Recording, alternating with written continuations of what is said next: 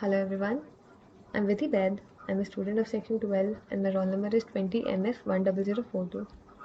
For my DIY project assignment 1, I've made a table lamp using various features of FreeCAD.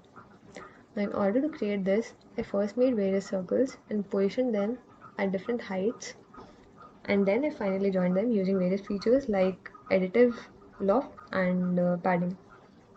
Now as you can see, I've created 3 pads here of different thickness and then added fillet to them so as to add appropriate curvature to the design. Then using the additive loft feature, I made these portions. Also, to add on to the design, I used the ruled surface lofting feature here.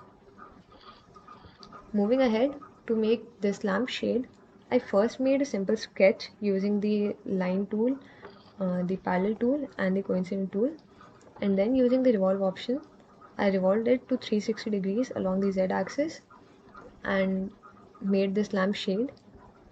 After that, to create this design, I first used the cube tool to make a cube around here, and then I added appropriate dimensions to it according to my convenience. Then using the array tool, I duplicated the entire thing radially so as to create this design. I also did the subtractive boolean operation to create these holes. Now as you can see, our lamp is ready. I saved it as an STL file, and as you can see, this is the mesh design. Now after this, as you can see, I've already exported the STL file to Ultimaker Cura for 3D printing.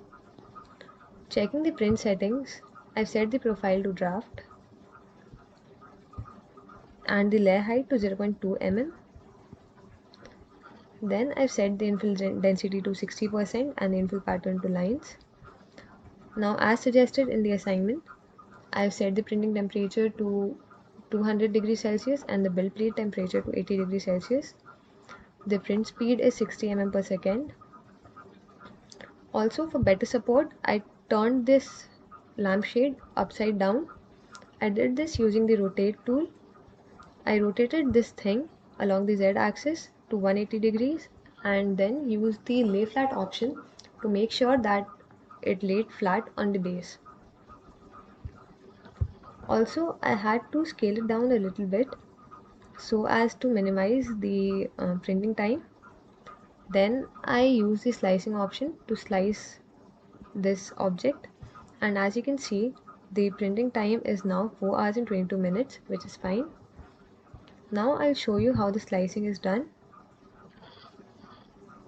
As you can see, the slicing looks perfect, and now our lamp is ready to be 3D printed. Thank you.